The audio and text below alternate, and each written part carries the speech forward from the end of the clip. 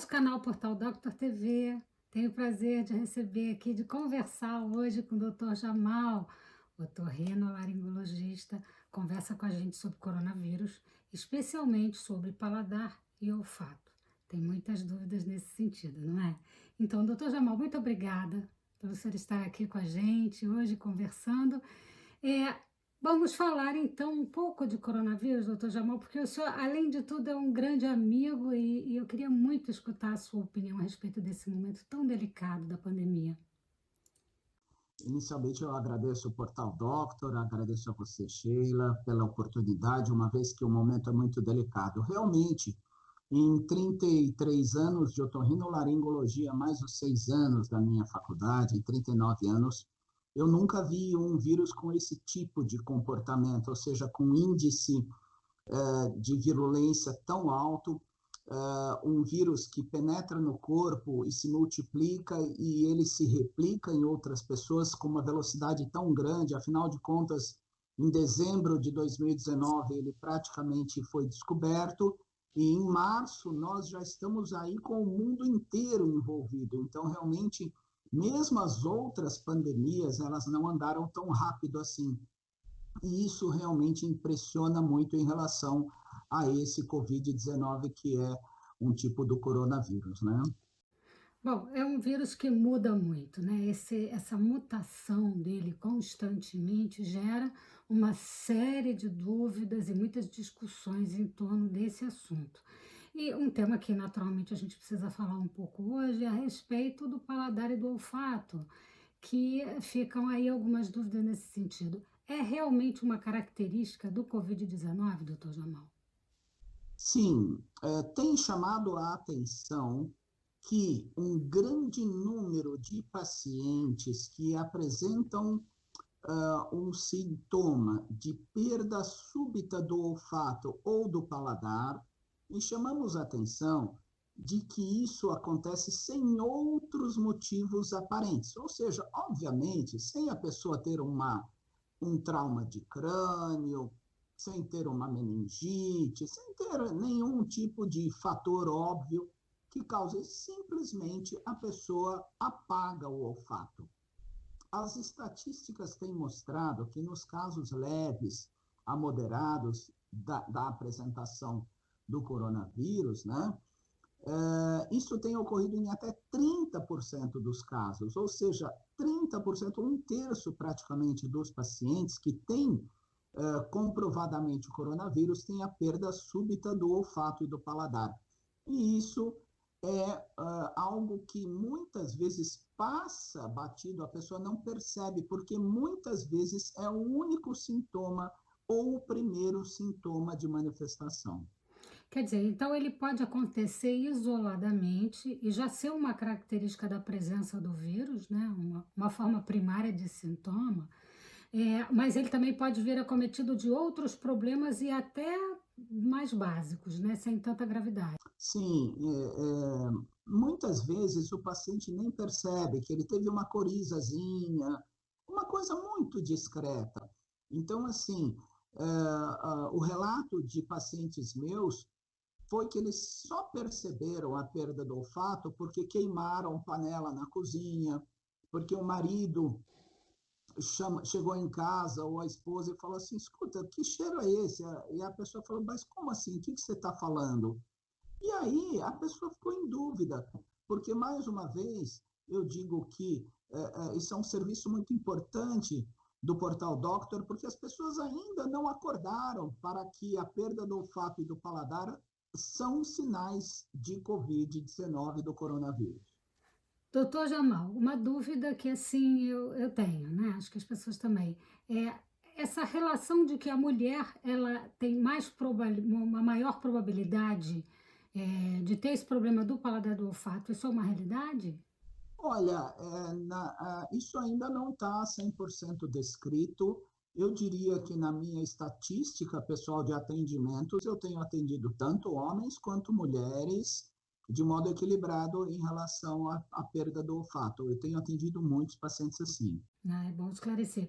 E, doutor Jamal, essa relação com a audição, com o ouvido, né? Infecção no ouvido, isso também tem alguma relação? Também está dentro desse grupo de atenção? Ainda não temos um número suficiente de pacientes para dizer que os sintomas de ouvido acontecem nos quadros iniciais ou até nos quadros um pouco mais avançados. Por quê? Realmente alguma coisa tem nesse vírus que chama a atenção que ele tem a predileção pelo nervo olfatório. Isso já é, de certa forma, comum aos vírus respiratórios, porque um número muito grande de perdas de olfato são causados pelo próprio vírus da gripe ou vírus de um resfriado simples. E o Sim. coronavírus causa o resfriado simples. Então, essa predileção desse vírus pelo nervo olfatório, ela é uma predileção que pode ser feita com comparação dos outros vírus respiratórios. Bom, você me corrija se eu estiver enganada, mas se comenta que as vias aéreas superiores, enquanto acometidas, elas apresentam, então, um grupo de pessoas com menos riscos. Isso é fato? Olha, a rigor, 95% dos pacientes têm somente sintomas de via aérea superior. Então, não é que apresentar sintomas de via aérea superior significa que ele não vai descer para os pulmões. Isso não corresponde à realidade. Ele pode ter os sintomas e evoluir depois para a via respiratória baixa. Mas mais uma vez eu digo, esses sintomas, eles não são obrigatoriamente presentes em todos os pacientes, não são todos que têm coriza, dor de garganta, perda de olfato, tosse, falta de ar, febre, não são todos. Alguns apresentam um ou outro sintoma, então ainda não conseguimos determinar um quadro clínico inicial que diga qual o prognóstico de evolução, ainda não conseguimos. Doutor Jamal, tem alguma sequela depois desse problema? Pode vir a ter alguma sequela? Pois é o que todos os pacientes estão perguntando, desesperados, porque, veja bem, o olfato é um sentido tão importante na vida que ele passa até despercebido, mas quando ele falta, vira um desespero. Então, a maioria dos pacientes, quase todos os pacientes, melhoraram nessas últimas 2 semanas, mas eu ainda não tive nenhum paciente que conseguiu voltar totalmente ao normal. Todos eles melhoraram, mas eles continuam todos muito preocupados. E, Sheila, eu queria chamar a atenção que o olfato, primordialmente no ser humano, é um sentido de proteção. Então, é claro, a gente quer sentir cheiro bom, mas o olfato foi programado para sentir cheiro ruim. Então, a gente sabe que 25% dos pacientes que perdem o olfato por qualquer causa não detectam vazamentos de gás, quase metade já tiveram acidentes na cozinha, queimaram comida, deixaram a panela lá. Então, existe uma relação a longo prazo de perda de olfato até com depressão, porque a pessoa, ela muitas vezes, com a perda do olfato e a perda do paladar, ela perde o prazer da alimentação. Então, assim, é uma situação muito grave e que deve ser chamado a atenção da população para procurar atendimento médico o quanto antes. Doutor Jamal, falando sobre esse assunto, quer dizer, as pessoas ficam preocupadas quando elas começam a verificar algum sintoma, alguma coisa diferente. De qual é o momento exato de buscar orientação? Até porque as pessoas têm um pouco de medo de se expor a um hospital, a uma emergência. Qual é a sua orientação nesse sentido?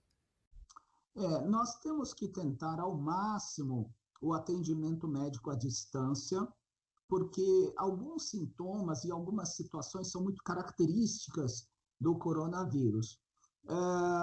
As entidades governamentais do mundo inteiro estão tentando aprimorar cada vez mais a telemedicina, e a minha percepção é a percepção comum e que deve procurar o atendimento médico somente em caso de febre alta persistente acima de 38 graus e meio ou presença de falta de ar. E o que chama a atenção no coronavírus é o tipo da falta de ar, porque é uma situação muito desesperadora. As pessoas que nunca tiveram uma crise de asma, nunca tiveram, não sabem o que é falta de ar, de repente começa com aquela sensação de respirar e não conseguir suprir a sua necessidade. Então, imagine você mergulhando na piscina, quando acaba o seu ar, digamos que você está longe da superfície, vai te dando um desespero. É esse desespero que as pessoas estão sentindo.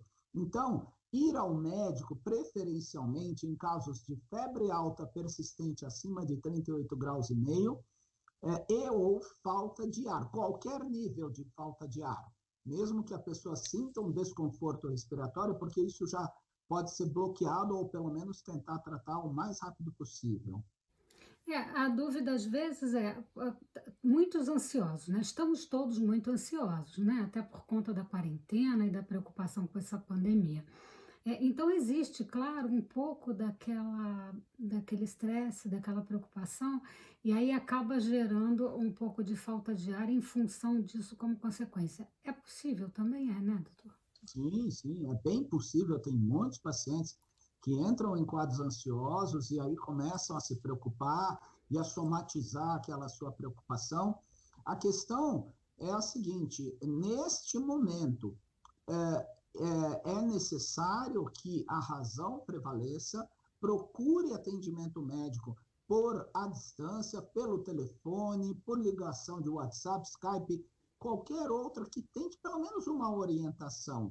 Porque ir ao pronto-socorro hoje é um grande risco, porque nós sabemos que existe a transmissão do coronavírus mesmo em pacientes assintomáticos. Ou seja, uma pessoa que está no pronto-socorro por causa de uma dor de barriga, ela pode ter o coronavírus e estar propagando esse coronavírus e contaminar alguém que foi lá, digamos, por uma sensação inexistente do ponto de vista físico de falta de ar. Então, é necessário ser muito parcimonioso nesse momento, porque senão pode piorar a situação mais ainda.